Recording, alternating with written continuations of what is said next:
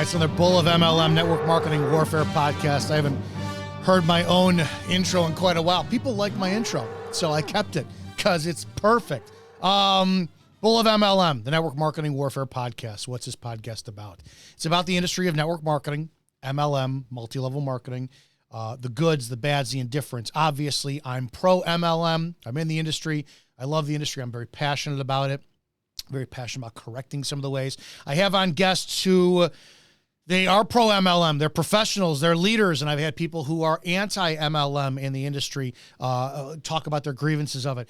The goal for this is to have people who are trying to discern whether or not they should do this business come in and say, this is for me, or this isn't for me, or people who are in it saying, oh, this is how I should do this, or maybe I need to be part of the solution and remove myself from the industry because I've got a bad taste in it, my mouth of it. We just need to really shine the light in all the dark corners of this industry.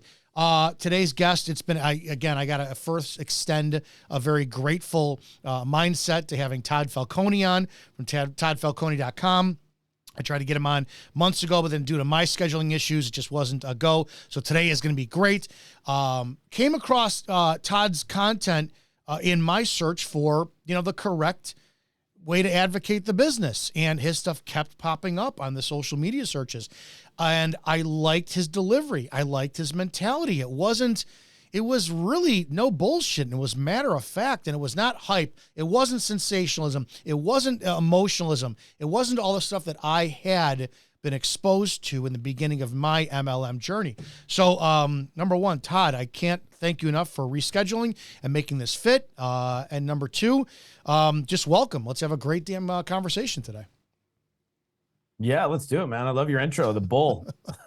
So I got That's that. the first time I've heard about it. I'm following you on social media is just it's entertainment value for me. I love it. Yeah, that's other content I do too. I tell people about the whole concept for the Bull of MLM was when I left law enforcement, I was embarrassed to show my face in network marketing. I had guys in my industry saying, oh, yeah, you left being cop to go be a pyramid salesman. I'm like, man, this is ridiculous.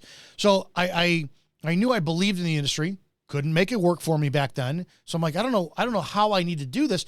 And it was a mindset change by listening to a Tillman Ferlita podcast where he flat out said, if you're going to do something, it doesn't even matter if you're a janitor, you have to be the bull at whatever you do. And I went, that fits my personality because I'm very assertive and aggressive. I want to be the bull of MLM because when you make that decision, you got to hold yourself accountable. There's no coming back from that. You're either gonna achieve and have integrity, or you're gonna look like, I was the bull of MLM for 6 months. I couldn't make it work. I quit. So I'm gonna do something else. You're gonna get mocked at, and I didn't want that. So that's where that came from. I'm a huge Darth Vader fan, and I just put the two of them together, and that's our intro. So I appreciate you enjoying Good intro, that. man. It's power. Give everybody a 360 degree view of who Todd Falcone is, and then we're just going to jump right into the meat of everything and the passion for MLM. Yeah, I guess, first and foremost, I'm a husband and a family man. I've been married to my wife for 27 years, got 2 boys. That's what gets me up and makes me go every day. So love my family to death. They're literally the most important thing in my life. As far as like network marketing goes, I've been in the network marketing space for 35 years, started when I was 22, got introduced to the concept of it, had no idea what network marketing, multi-level marketing was, but I stepped in on this business opportunity presentation, which I actually thought I was going to a job interview, got introduced to the space and it made sense to me. And so I pursued it, and couple years of failure and really not seeing any financial returns on the time that I invested. I still felt like, and honestly, it's like you're like the bull of MLM, and like I've been so often referred to as the pit bull, right? So we got the bull and the pit bull. So I'm just a grinder, man. I was like, I'm gonna stay at this thing until I get it figured out, and eventually I did. After a little over 2 years, I started to make headway. I've had a successful career in the field, building different companies over many, many years. And for the last 16, 17 years, I've been teaching network marketing based on the things that worked well for me. So traveled to, I think, 30, 40 countries teaching principles and strategies related to creating success in network marketing. I put content out all the time. I've been pushing out content for probably 17 years. And, I don't know. I just have it's like people make network marketing harder on themselves than they need to. It's a hard business, man. I mean, it's tough. It's an emotionally tough business. You got to bust your butt. There's ups and downs, there's backslides, there's all sorts of crazy experiences. But in the end, it's just a really cool business where you can, work from your phone, work from your home. And, there's a huge upside potential, and it's a great space, and it's been really good to me. So I kind of feel like I owe it to the profession or people entering the profession to help them. And that's really kind of where my drive comes from on the training side of the business. I want to talk about your approach because I did fall victim into the seduction of the get rich quick, right? I did follow men, specifically men in leadership in this space, who were the flash and the cash and the cars. Oh my God, I could do that. That's not your delivery. You do truly teach this as a business. Talk about your journey to finding your tone and your delivery, because you're different than most other people out there, right? We have seen, and it's sad that it's still today, that it's always the get rich quick. It seems to be. It's always the emotionalism, the hype and sensationalism. There's no you're a hard read. You can't tell, when you're being serious about something or if you're cracking a joke, because you're very even keeled in all your profession. And I respect that, because then you're not going to go off one deep end and be like, yeah, you're going to make six figures in your first 6 months. How did your discovery go to finding out what worked for you in your progress, in your journey? Yeah. And it's sometimes my wife has to remind me, like, hey, that person doesn't know you, and they don't know you have an incredible amount of sarcasm. So I don't know if I use sarcasm so much in business, but I can be incredibly sarcastic, and that can get you in trouble if you don't really know the person. But it's interesting, when I first got introduced to network marketing, and I was 22. I grew up in a broke family. Never really had any money, and my parents got divorced. My mom married my stepdad, and he was making six figures, way more than my family unit was making. And it wasn't like he was rich, but I got a chance to see like the difference between broke and a little extra. And I kind of liked what a little extra could do. It just provided choices, right? And so when I got introduced to network marketing, during the business opportunity presentation, that first exposure, there were all these testimonials of these people in front of their Benz and their Porsche and their whatever, with the flashy Rolex watch and the diamonds, rings, and all this stuff. And, I think more so in the late 80s and early 90s, the big flash of stuff was more prevalent. And, I think like once you start creating some degree of success, like going from living in a 1-bedroom duplex, where I started building my business was literally a 1-bedroom duplex, and the garage was my office. And you're able to upgrade your life a little bit and go buy your first home and buy a nicer car or get a better TV. And people will upgrade their lives. It's nice to have nice stuff, but at some point in your life, you kind of get to a point and you're like, okay, all right, I've got all this stuff now. Like if any person were to come and follow me or my lifestyle, they would never look at me and go, God, that guy's made millions of dollars in network marketing. They would be like, oh, the guy lives in a regular neighborhood. I live in a nice gated neighborhood. I could drive a Range Rover. I choose not to. I could have my wife in a different car. I choose not to. I could live in a house that said, hey, look at me. Look at all the stuff that I've got. I choose not to. I think that's more about fiscal responsibility and about values. I'm an outdoors guy. I wouldn't want a Range Rover. Not that, and like a friend of mine that just bought a $215,000 Range Rover. Good for her. That thing will never go off road. My truck is off road multiple days a week. I mean, I'm lucky if I wash my truck once a year, because if I wash it, I know I'm going to be on a trail the next day. So I think for me, it's about, coming to the realization over time. It's like, cool.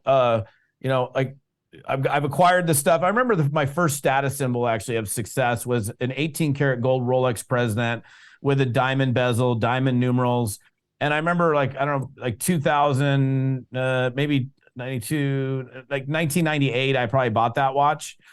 And it was cool. And I was like, yeah, I got this flashy, great, beautiful watch.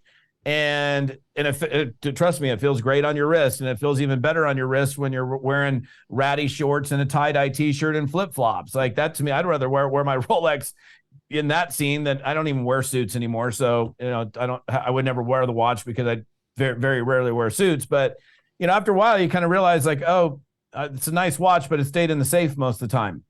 And I value, and this is me, everybody's got different values. I also know when you're dead, you ain't taking any of it with you. All of your belongings go to other people. You don't know where they go. But what you can take is your life experiences, the time that you spent with your kids watching them play the bass or the guitar, the time you spent taking your kids out to go fishing or going up to the river property, or trips that we take. Those are things that when you go, you're on your deathbed, you're like, I'm not like, oh, cool, I'm glad I got the 75-inch TV and I had 4 cars when I could only drive one.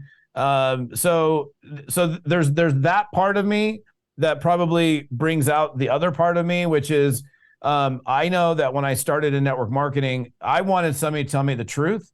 Like, what do I got to do, man? Like, tell me what to do and how to do it. Like, don't BS me.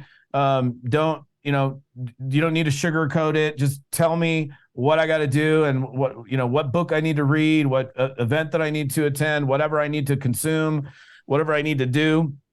And so when I started teaching network marketing, and I've always been teaching network marketing. I mean, like for 10 years prior to my, official involvement as a speaker and trainer in the network marketing space, those 10 years prior, I was the person at a company that trained more than anybody else. So I, really have probably 27 years of teaching. So I was actually one of the first guys to do live prospecting calls in front of a live audience, where I'd have hundreds or 1,000 people on a conference call listening to me make live calls to, and you think about that is they're not made up. You can't fake that stuff. If you screw up in front of 1,000 people, you screw up in front of 1,000 people. So you got to be able to handle yourself, right?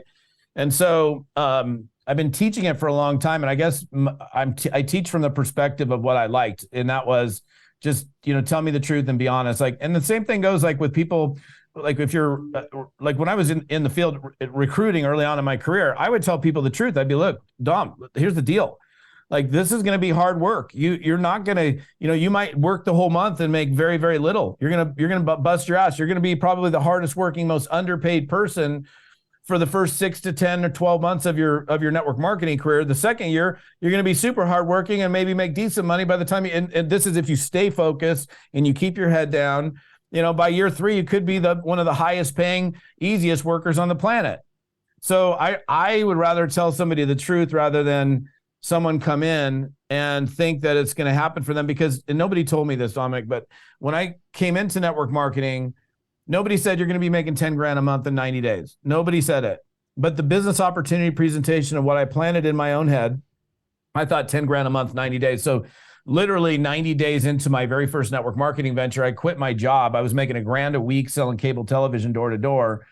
And I mean, that was paying my bills. I wasn't making any money in the network market. So I went from making $4,000 a month with no savings account to $0 a month with no savings account.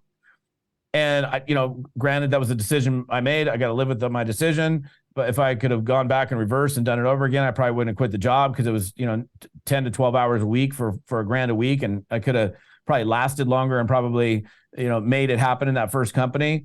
But I planted my own seed. I created my own expectations. Nobody created the expectations for me. So I can't blame the business opportunity guy that pitched me the deal or people in the office. That's the story that I heard planted a seed in my head that, okay, I saw the big money. I saw that people were being successful. I felt that I could do it. I never liked having a boss. So I'm like, okay, cool. I like that. And I pursued it. And, I made that decision on my own. So I can't blame anybody for that. And honestly, I'm grateful that I did do that, because it provided me the suffering that I needed to have the stick-to-itiveness to hang out and stick around long enough to create success in the business. Yeah, I get that one. And that was the decision for me, shit or get off the pot, because I knew that if it was an embarrassment, I can't have that on myself. And it did it took me 8 years to figure out how to do this business. And I was like, holy crap. And it's in your simplest terms. There's 2 questions. Number 1, what is network marketing? And then the second question to that is, what is success defined as in network marketing? And the reason I ask is because people are, well, you know what? No, I'll let you answer first. So what is network marketing and what's success? Well, I mean, we can look at a definition of network marketing, which is a business model where goods and services are moved through a network of independent distributors or affiliates to end users, rather than other means, which could be e-com, running ads, spending millions of dollars on advertising for somebody to go to your website and purchase it, or brick and mortar, where it goes from a manufacturer to ultimately a retailer, and the retailer is selling that product. It's just it's a model. It's a business, a movement model, a marketing model. So that's essentially what network marketing is. What do I define success as in network marketing? I don't know. I mean, I give different definitions of success. I think if you're happy, you're having a good time, you got good relationships, you got a good family, you got good friends, good people that you're surrounded with, you're enjoying what you're involved in, and it's creating some abundance for you in your life, I would call that a success. I don't think you need to be super rich to be, described as a success story. I mean, you could be making $5,000 a month in a network marketing deal and be an incredible success story. Maybe you're a single guy or gal and, you live well below your means, and you don't have to have all the stuff, and you don't have a bunch of loans on boats and cars and things that you can't afford. And you get up every morning and you go for a 5-mile hike on the beach, and you go to do yoga after that. You get a massage after that. You have lunch with a couple friends and laugh and go home to your honey, whatever. I mean, it's not about having all sorts of money. I mean, great. Like it could be like, hey, you're making $100,000 a month and you are driving a Lamborghini Countach and, living in a whatever house. That could be defined. That could describe success, but I don't know. I think, creating, like, even as I was describing the $5,000 a month going for walks, that's literally my friend Andy. Like he was very smart with his network marketing money. He's not involved in network marketing any longer, but he bought real estate and rentals, and he bought enough rentals where he lives off of about $5,000 a month. And that's not a huge amount of money, but he's like, I don't need anything. I got a condo that's paid for. I go for a walk on the beach every day. I get massages all the time. I eat good food. I got great friends. I'm happy. I got no stress. And I mean, I think this world, we're constantly having to go chase it. And there's nothing wrong with the chase. I think I've also learned to, I watched a movie a couple of years ago called The Minimalists. And I'm definitely not a minimalist necessarily, but I'm probably a half minimalist. I don't know. Like, I don't feel like I always have to be kind of keeping up with the Joneses. In fact, and the funny thing is, the more money you make, the less you want people to know that you're making money. The person who's making a lot of money typically isn't running around town bragging about how much money they make. They probably are pretty low key about it because they don't want everybody coming up to them borrowing money from them. It's an impossible question to answer. What is successful in network marketing, and the reason, and you defined it just fine. The reason I ask is, we're in a day and age where I don't think you personally waste your time with the opposition that's in our industry. But sadly, there is a lot of what people call the anti-MLM community. When I ran for sheriff out here in Chicago in 2018, and one of the biggest mistakes I made was spending a lot of time in my campaign defending myself, when instead of somebody came up and said, hey, in 1997, you did X, Y, and Z. And then I would go and, well, let me explain why I did that, instead of going, okay, yeah, I did moving forward. In the network marketing space, I do very much engage with the anti-MLM community, because you will get people who gravitate towards emotion and sensationalism. And that community is very much about this. So they're saying, well, if you didn't make $1 million, you're not successful in network marketing. Now, somebody like you will come along and give that perfect answer of, well, it's subjective. What's successful to you? Or you'll come along and define what network marketing is. Well, no, what about the recruiting that ruins people's lives?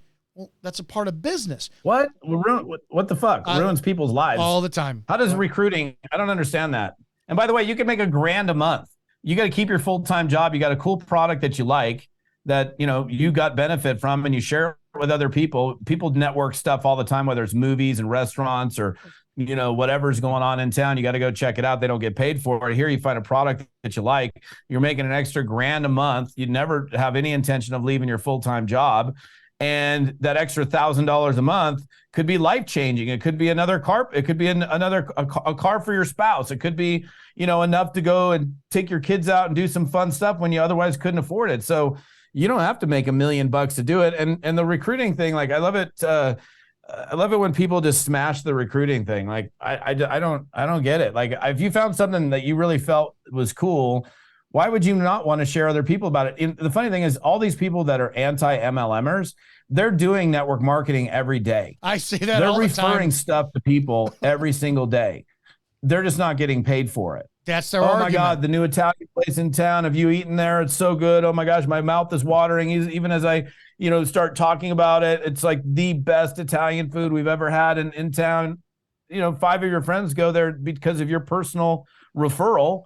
That's all it really is. I mean, there's a difference though between that and pressuring people. Right. And that's one of the things when I teach recruiting, I'm like, dude, if someone says no to you, they're not interested. Cool, move on. You don't need to be like, you're dumb, you're stupid, don't you understand? We're going to get rich, blah, blah, blah. And there's a professional way to do network marketing, and there is an amateur way to do network marketing. And unfortunately, and this is yet another reason why I train, is because, you know, there are a lot of amateurs out there that are making our business look bad. In fact, like, I've spoken on stages all over the world in at least 30 countries. I've asked this question. Now, this is different cultures, different languages. And I've asked the question, let me ask you guys, MLM has a blank attached to it.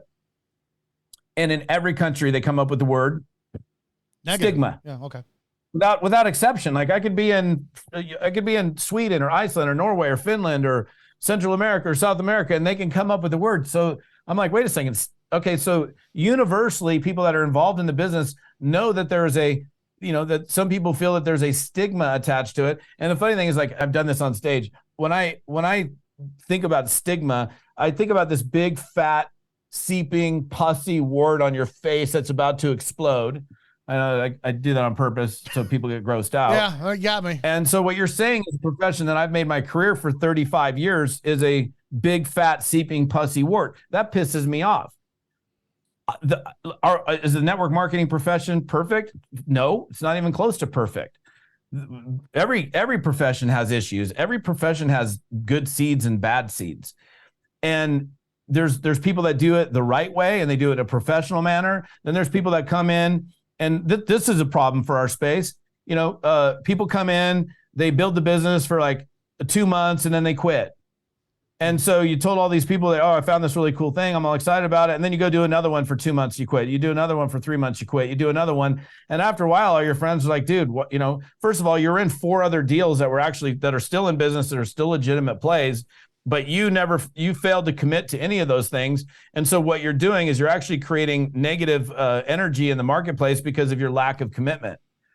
The fact that you hobbied it and treated like, here's what I find. People that actually and I've asked a lot of questions, man. People that legitimately work and do the right activities in a network marketing business consistently for a long enough period of time yield results. And I mean results. That means money coming in from the business. Are the results equal? No, they're not. Some people make more, some people make less, but you know, network marketing works for those who work it. If you don't, and there's people that kid themselves going out and putting a post on Facebook or putting it out an Instagram reel. That's not building a network marketing business. It might be something that you do, but it's not the primary revenue producing activity, which many people fail to do. And it's the reason why they never make any money in this business. I want to talk about that for a second, because everything, no matter how much information you put out there that says, that negates what their arguments are, right? Because the anti-MLM crew loves to sit there and say, oh, so you're just saying I'm not successful because I wasn't working hard enough, which can be applied to anything from fat loss to your education. I'm so done with it. This day and age, though, I can't believe you're almost a decade older than me. You look a decade younger than me. It's not fair. You got the good Dago genes, number one. But when you started this, we didn't have Instagram. We didn't have social media. I was so uncomfortable when I first got started in network marketing because I didn't like the living room presentations with the flip chart you passed around. I hated it. For me personally, my business took off because I was able to get people on Zooms. I'm able to reach out to network bigger in network marketing, in my social media. I love the cold call, right? I do have the gift of gab. That's part of the fact I came from the restaurant industry and law enforcement, so I have that. But when you first started, you really had to grind. How much, face-to-face, door-to-door phone calls. And it was harder for you guys back then than it is now. How much has social media stigmatized, well, all you have to do is throw a reel up on your Instagram of you pointing to words that magically appear in succession and then holding up your shampoo and then boom, you're going to get 20 people in your DMs, and then you do that, and then all you got to do is one of those a day, and then after 2 months of absolutely nothing happening, well, clearly this business is a scam. How much damage has social media done for this business? Well, first of all, I think social media has done a lot of good for this business. It enables us to reach people in places that we would have never been able to do so without it. It enables us to re-engage and reconnect with people that we would have probably permanently lost for life if we didn't have access to this incredible networking devices, these things that we have with Facebook and Instagram and all the others. It has made the business a lot easier in many ways, but what it has done is a lot of people, and look, here's the thing. This happened before. The problems that we have now happened before before social media existed. So just to give you some perspective. So I've always been like, look, I came out of the traditional way of building network marketing business, write down a list of your warm market, pick up the phone, call those people, invite them. I quickly blew through my warm market because most of my friends were broke and had no money. I ended up having to immediately go into marketing and understand the marketing side of the equation. So I was running ads in Orange County Register and LA Times. People were calling. I would be driving them into a live business opportunity presentation that we did. And so I was doing a lot of cold marketing. I was doing a lot of stuff on the phone. And then I started getting into using leads. I was literally involved at the very beginning of the business opportunity lead business, if you will. In fact, I was with a lead company for 11 years that provided business opportunity seeker leads. So during that time frame, I built most of my business picking up the phone, calling, hey, is John there? John, Todd Falcone. You just requested information about my company. How can I help you? And then whatever, go into a conversation with them. When the internet first came, that's again pre-social media. When the internet first came into existence, and then email proliferation went from like 0% to 90, 95. Now it's easily, at 100%, where in other words, everybody virtually on the planet has an email address. I was involved in the early stages of email marketing. And when we started sending out emails, and then capture pages existed and flash video, which is now long gone because we got streaming video, but we were able to drive people to a website, like the early iterations of capture pages.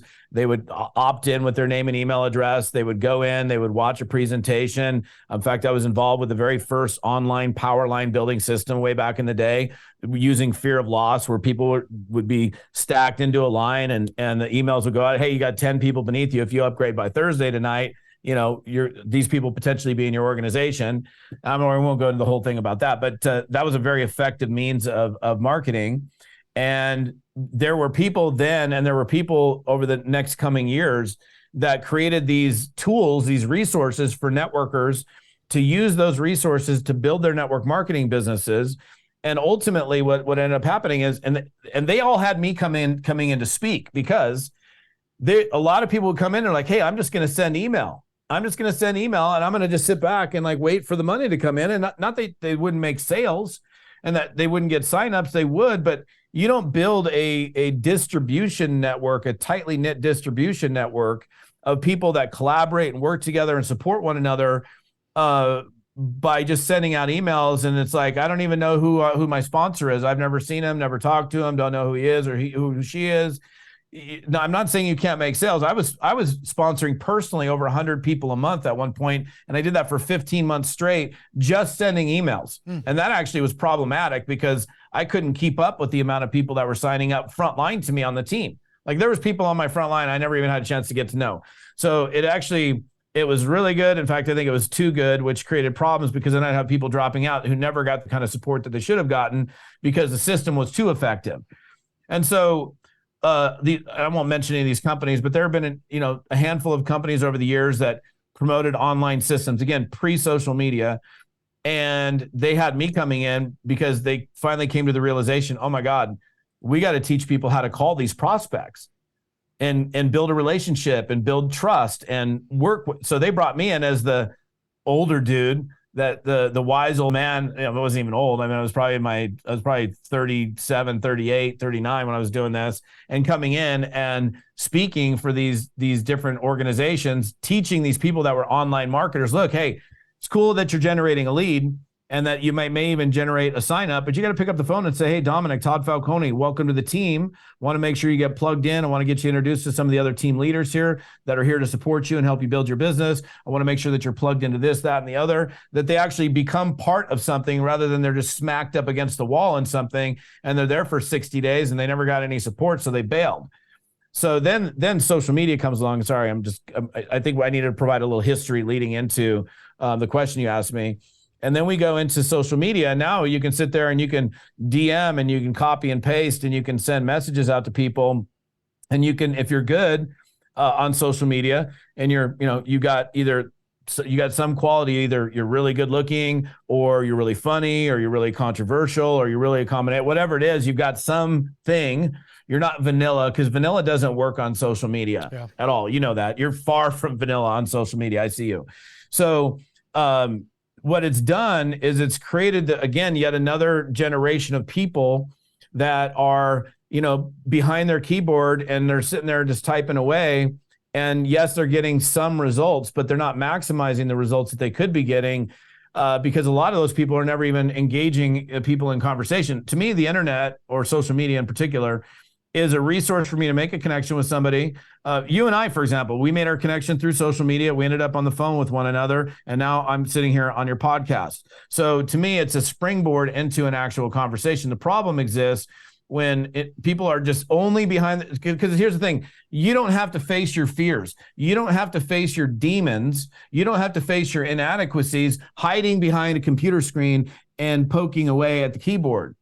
I never have to face like my fear of like, what if they ask me a hard question, or what if they ask me how much money I'm making, or all the what ifs. So you never really even have to work on your mindset that much if you're just playing the social media game, because you could be completely weak. And I think, and I'm not saying people that are doing social media are weak. Let me be clear. There's some very powerful people on social media that do really good jobs.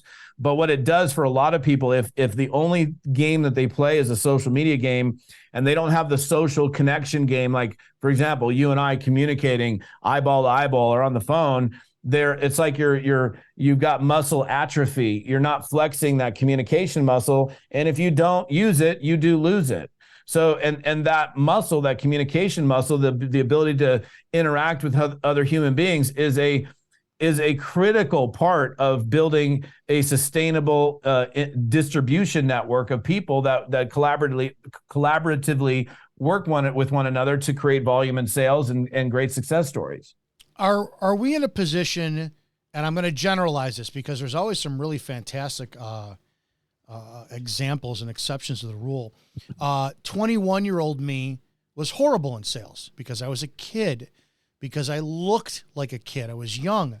I use the example all the time when I have gray hair. So when I was a cop, and I'm not a tall man, I'm 5'7". So when I would go to a call, because of my look, because I had my uniform cleaned and tapered, I had, my hair was gray. I would walk in. I had the visual look of authority. And then when I spoke, I didn't speak like a kid, and I spoke with respect. So I had the command of authority. I was dating a girl who said, we needed you had black hair when you were younger, before I went gray. We need to dye your hair. So we dyed my hair gray. I went to a domestic, I'll never forget this, and I was partnered with a guy who had like 3 years junior to me, but he was 6'2".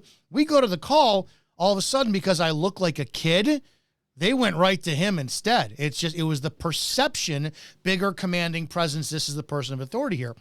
My question is for sales. in that same thing, people don't want to be sold, but they want to buy, right? And we're in a day and age where sales, it's a skill that is like vilified. It's not being taught properly. It's not being embraced. 48-year-old me could destroy 28-year-old me in sales because I've learned so much with how to interact with people, with how to properly sell, how to do that. Is there an age necessity? Meaning, are we in a great time now where people who are Generation X and even baby boomers, man, you're in a position to excel in network marketing. And we're seeing almost every one of these anti-MLM people, they're exclusively young. It blows me away. Is age a factor in this business to where, yeah, maybe in your 20s and 30s, unless you're, I'll use her as an example, unless you're Jessie Lee, who really crushed it in her 20s, you're going to have a hard time and you're going to learn. So don't give up. It may take you 10 years. I know you don't want to hear that, but it may take you. So is it age? Is there experience that benefits in this industry? And also the gender factor, because we have a lot of women who dominate this industry and a lot of women who make up for the failure rate as well too. Do gender and age have any components in this industry for both success or failure? No. And okay, so Jessie Lee, who, for those people that are here that are just listening, she passed away a couple weeks ago. She was, first of all, she was a complete anomaly in terms of her personality. And, she was truly like a 1 in a million, like her skills, her talent. Like she was probably one of the, if not the best female networker that I've ever met in 35 years of doing network marketing. And I've met a lot of the top women in network marketing. There was just something, she had the it factor, that wow factor. That quirky, goofy, there's something, she had a way about her where people were drawn to her. So again, I mentioned already, like the whole idea of polarization and not being vanilla. She was far from vanilla. She was I don't even know what flavor she was, but she was like this flavor that everybody wanted a piece of, and we're just clamoring to her on social media. I know a lot of young entrepreneurs that are 20, 21, 19, 18. I have friends of mine that by the time they hit age 25, they made 30, 40 million. Which is insane. I didn't make 20, 30 million by the time I was that age. So I think, like, for example, one of my big problems early on in my network marketing career was a mindset issue around age. So I always felt like, why would you listen to me? I'm a 22-year-old kid who's worked at Jack in the Box, McDonald's, Kelly's Restaurant, and sold a few women's shoes. And I've got no success. I live in a 1-bedroom apartment. Like, why would anybody, who's older than me follow me? So it was a seed that I planted in my own head about being inadequate. And I felt that if you were older than me, you must know more. You must have life by the balls, if you will. And, how can I get you to come and run with me? And then it was about 2 years later, I had a guy, and I started making some money. I wasn't making big money, but I was making 5 figures a month, I think. And I had a guy that, was up in Santa Cruz. I had moved to Northern California, and he was starting this online dating service. And he knew that, I don't remember how we got connected, but he knew I was successful in what I was doing, not massively successful, but I was doing well. And he pitched this dating service to me, and he was like a gray haired, he was full on white hair. I think he was probably in his 60s. And he came to me asking to borrow, I don't know how much money it was, like 20 grand or something, to help fund this dating service. And he was going to give me his sailboat as collateral. Brought the pictures, brought the pink slip, brought everything. And that was at that moment in time, I was like, oh my God, like, here's a guy that's, 60 something that doesn't have 20 G's to go put into a business, or doesn't even have, the short arm length people relationships to be able to say, hey bro, can you loan me 20 grand? Yeah, I'll give you 20 grand. And then they ask you what it's for afterwards. Right. So I had this like kind of an epiphany. I'm like, wow, I guess just because you're older doesn't mean that you got life all figured out. So I don't think at all that age makes a difference. I think it's how we choose to treat the business at whatever age that we're at. I see 40-year-old men that, can't sponsor anybody to save their life. And I got a 7-year-old. In fact, I did a segment. I created a course a few years ago called Cracking the Code to Success in Network Marketing.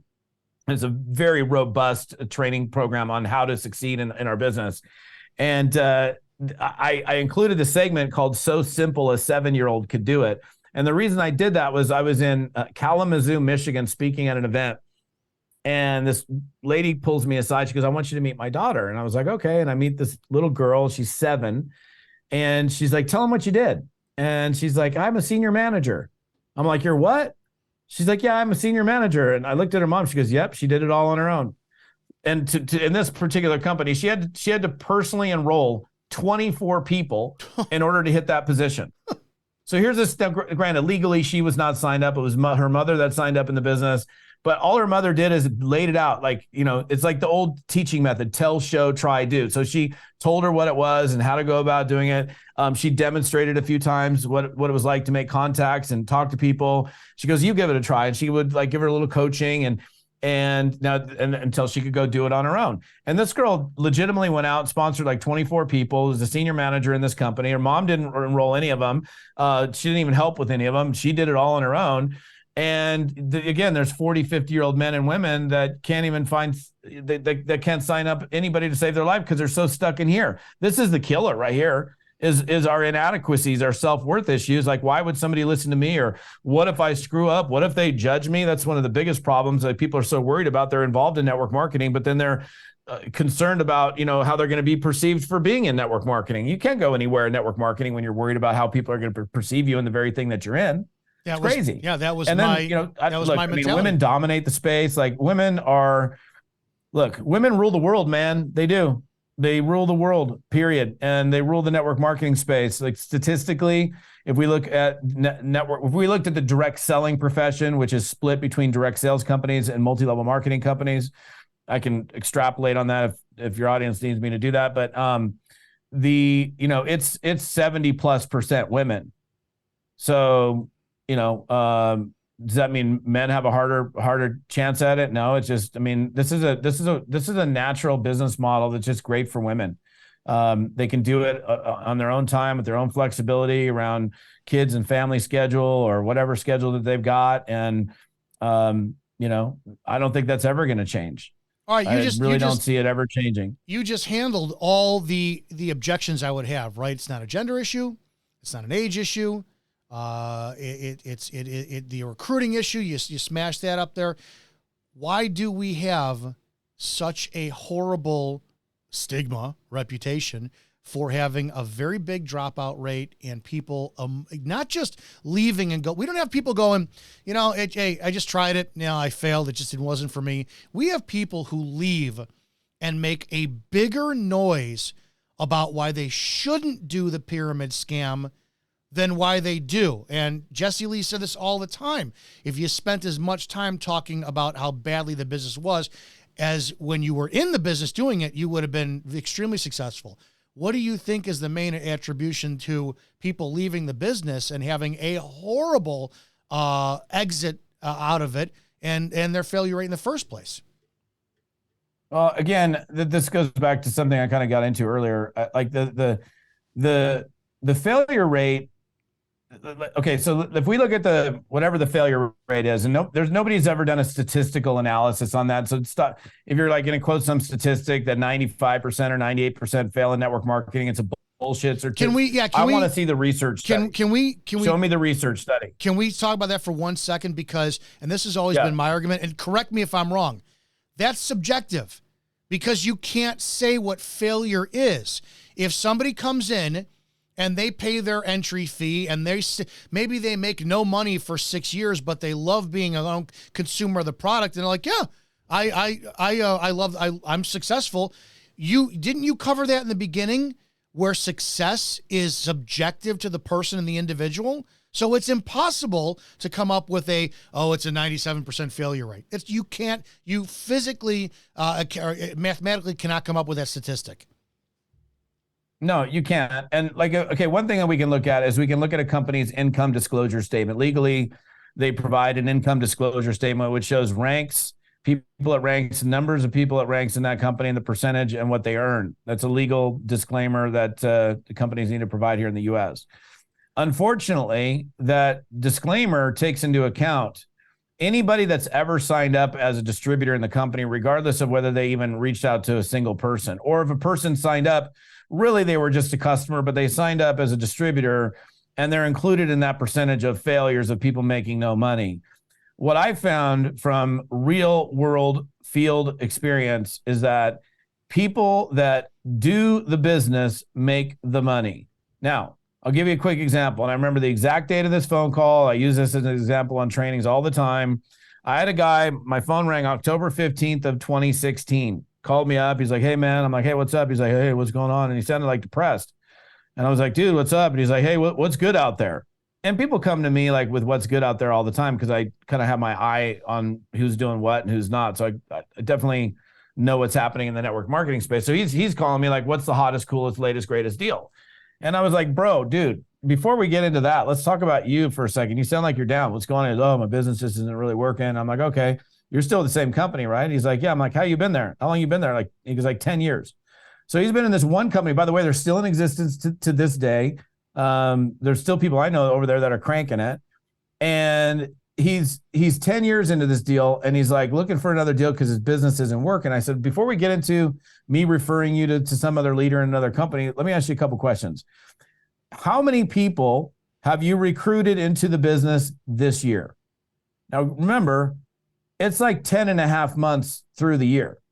And he's like, well, you mean how many total people joined my team? I go, did I ask you that question? I asked you, how many people did you personally put into the business this year? And he's like, well, and he finally comes up and the number's 4. So he's put 4 people in 10 and a half months. Nobody even out of the business model, or even those haters are going to say, wow, that's a lot of people. That's impressive. That ain't shit. That's nothing. 4 people in 10 and a half months. I go, okay.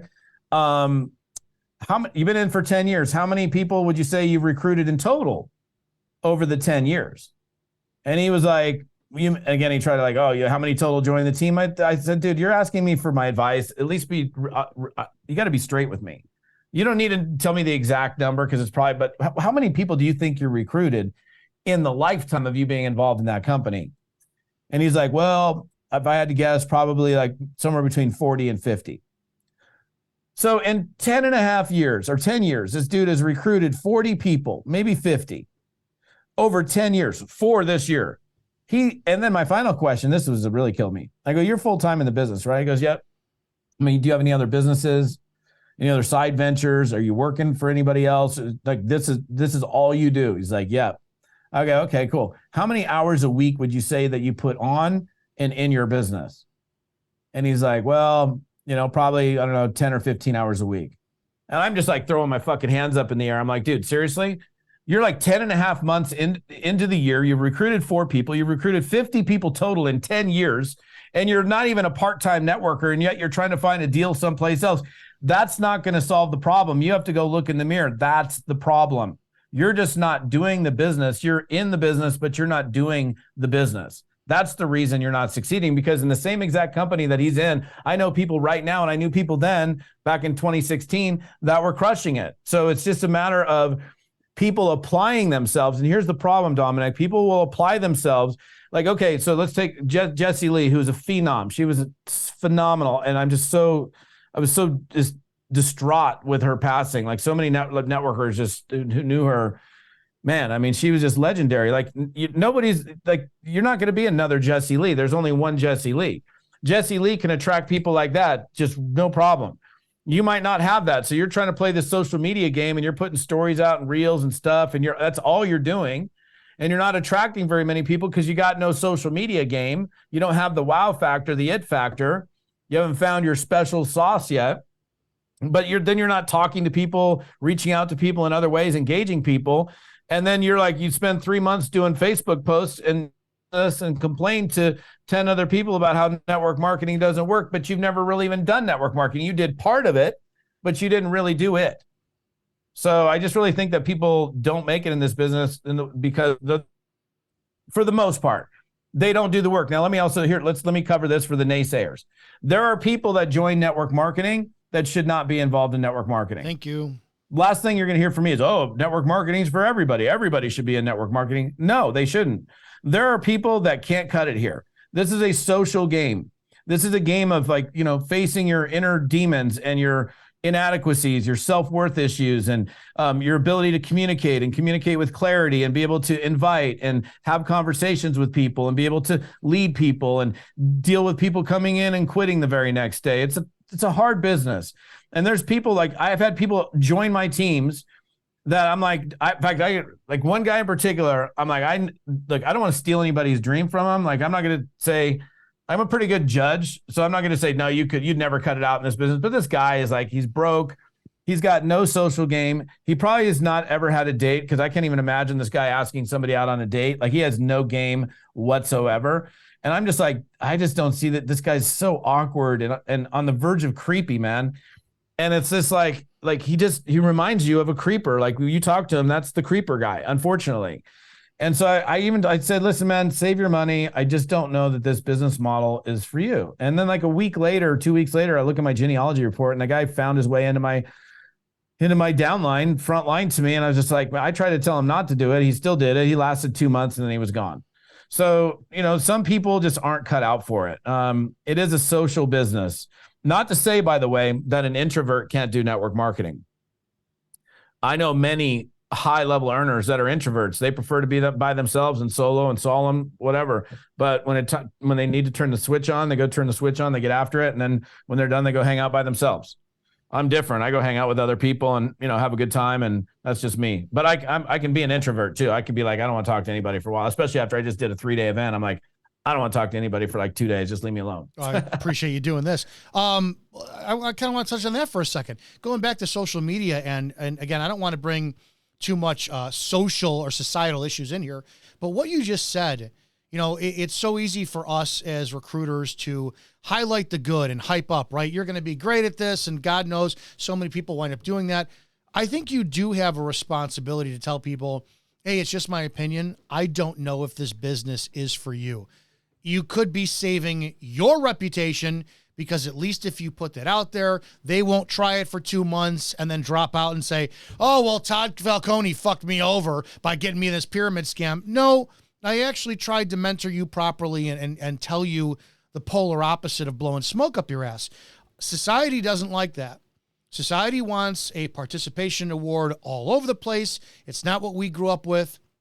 Is that type of mindset, again, because it seems like the theme of everything is mindset. You're asking people when they come in this business to improve themselves.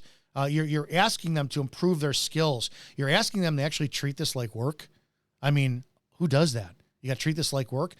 Are we fighting an uphill battle in this, because we do have a big generation of people who are they want to hear everything's going to be perfect and great, and there is no real grit and grind and mirror reality holding up to people's face. Are we at a challenge, crossroads here? I don't know if we're at a crossroads. I think we've always faced that in this business. I mean, it's a business that I heard a long time ago, my first mentor, like, if getting rich was easy, everybody'd be doing it. That kind of cuts through the clutter right there. So, this is not an easy business. It's simple. It's not technically challenging. Like, what we do, like, if I just describe network marketing on a technical degree of difficulty scale, 1 is laying on the sofa with the remote, and 10 is doing brain surgery. I would assume that's pretty hard. Technically, we're probably about a 2.5. I mean, what do? We talk to people. We invite them to take a look at something. They like it, cool. They don't like it, but no big deal. We share products, whatever. Like, what we do from a difficulty standpoint is not that hard. It's mentally challenging. And again, it's overcoming our own stuff, right? So I don't know. I think I look forward to a day when somebody says, what do you do for a living? And you say, I'm a professional network marketer. And they're like, oh, really? Like, well, which one are you in? Like, oh. Like, rather, and some people do that, but there's a lot of, your network. Funny thing is, you say network marketing and people go, oh, you mean computer networking? I'm like, no, it's very different. But, when people, the perception is that which, people are like really, they like the masses of people, even those not involved in it, when they hear the word or term network marketing, they're like, that's awesome. So, but I think that only happens, it's not going to happen, it's going to be decades before that happens. And I don't know that it will ever happen, because there'll always be people that come in that aren't willing to do the work on themselves, or aren't willing to work on their professionalism, their skill sets, create and develop good habits around business building, versus being the flaky guy that throws out information, expects everybody running to their doorstep to go join their business. And I don't know. But at the same time, that doesn't stop me from doing what I do and teaching people how to be professional network marketers. So I'm just doing my part, and I can make whatever impact I can. Well, one last question, and before we do that, let's plug everything you're doing. It's toddfalcone.com. How can people work with you? What are you working on? Plug everything you can, and I want people to know more about what you're doing and how they can work with you. Yeah. toddfalcone.com, you mentioned, that's my main website. I pump out new content every single week on video. So my video, my blog, my podcast is all network marketing focused training content. So you can plug into my site and watch hundreds of videos covering all aspects of creating success in network marketing.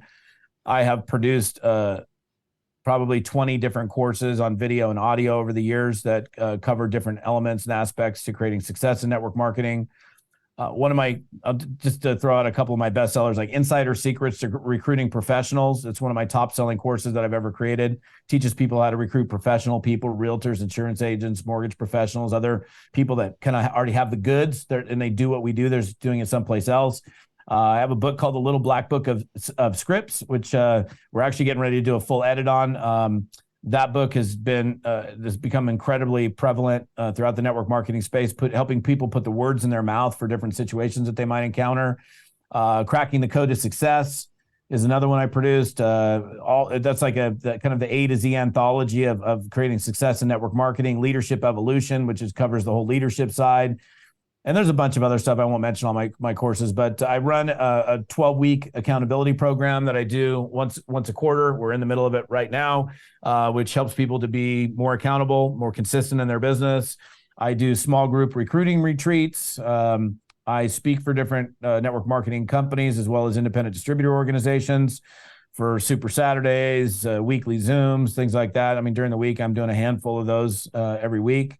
And yeah, they can find all that information directly off of toddfalcone.com. Everything they would need to contact me, connect with me, or whatever is right there on that page. So that would be the spot, my brother. I think we need more eyes on you. I think your energy, it's one of the better in this industry. That really, it's matter of fact, and it's even toned. It really is. It's fantastic. Let's close out with this. One or two things that you think that the industry is superior about, that you would love to keep and highlight, and then maybe one or two things that you're just not a fan of, that, if you had the power to change the industry, right then and there, you would remove it. I mean, honestly, the first thing that comes to my mind is a word that's thrown around all the time in network marketing, but it's freedom. Like when you have the ability to have leveraged residual income, that's what the income is out of network marketing. When you have an organization that's moving and selling products or services when you're working or not working, and you're making money while you're sleeping, that just provides you an opportunity that you don't have if you're exchanging time for money, which there's nothing wrong, by the way. That's the other thing. Some people are like, oh, you got a job just over broke. Haha. Why are you making fun of the person that's taking care of their family and putting food on the table? You're stupid. You're like literally insulting the very guy or girl that you're trying to bring in your business by saying, oh, you have a job, just over broke. That's by the way, a term that I would like to have permanently deleted out of network marketing lingo. But to me, it's about choices. I'll share something with you, like real simply. Like we kind of started off talking about lifestyle and flash and all of that, and I'm not the flashy dude. But like for me, like we camp a lot. We do a lot of time in the outdoors, and the typical camper leaves on Friday after work. Get home 5 o'clock, 6 o'clock, pack up all the stuff. Maybe they did it Thursday night if they're really smart, and they rush to their campground. They get there in the dark, and they're setting up their tent in the dark. And they got all day on Saturday to be there, but then they're thinking already, oh my God, I got to be back to work on Monday. We can't drive home on Monday. We have to drive home Sunday. So they really only get a full day. And then they're like packing in the morning on Sunday. They're driving home. They get home Sunday night, unpack, and they go back to work. Well, the freedom of having residual income and no schedule is, man, like when we go up to our river property, we leave on Wednesday. Avoid all the traffic, leave on like midday Wednesday, get up there, set up camp, whatever. We're there Thursday, Friday. All the people come in Friday, Saturday. They're all bailing Sunday. And we're like, we're going to go home either Monday or Tuesday. And little things like that, the freedom of choice that leverage residual. And nobody's going to say, whoa, dude, that's the lifestyles of the rich and famous. Man, you're getting palm fronds waved on you, and you have women feeding grapes to you sitting in your big bed. Like, I mean, if somebody wants that, that's fine, I guess. But for me, it's about the freedom of choice. So that to me is probably one of the biggest things. And I'd also say, secondly, the fact that anybody can do this, like, I don't mean anybody can do this, but anybody can afford to do this is another thing. Because if the only option to me as a 22-year-old kid was a business that cost $50,000 to join, I would have not been in it. And I mean, one part, like the fact that network marketing is so cheap to get in, it's great, but it's also a downfall because anybody can get into it. But I do think it's a beautiful thing that, somebody can get into this and they can, put some sweat equity into something over a period of time, and they can literally start a business from, scratching a couple pennies together and make something happen. As far as things that I'd want to see changed, I don't know. I guess, again, I guess one thing, and I'm on my journey of doing my part in helping change it, is let's just help people be more professional. Like, be cool to people, man. Use your ears. Pay attention to prospects that are saying no to you and be cool with that. Don't make fun of them. Don't pressure them. If somebody leaves your team and goes to another company, don't be a dick about it. Like, I'm like, hey, if you got to go take care of your family and this isn't your place, man, I wish you the greatest success. Like, just be like, if people could just increase their level of maturity, and that goes for, that's both on the ownership side as well as the distributor side. And if people would just be cool to people, I don't know. I think the world would be a better place. Todd Falcone, toddfalcone.com, man. This was very much worth the wait, and I appreciate you doing this with me. This was fantastic. Guys, make sure you go to toddfalcone.com. Check out all social media. Check out his content, his video content. You're not going to regret it at all. Thanks for joining for this episode of Bull of MLM Network Marketing Warfare Podcast, and see you on the next one.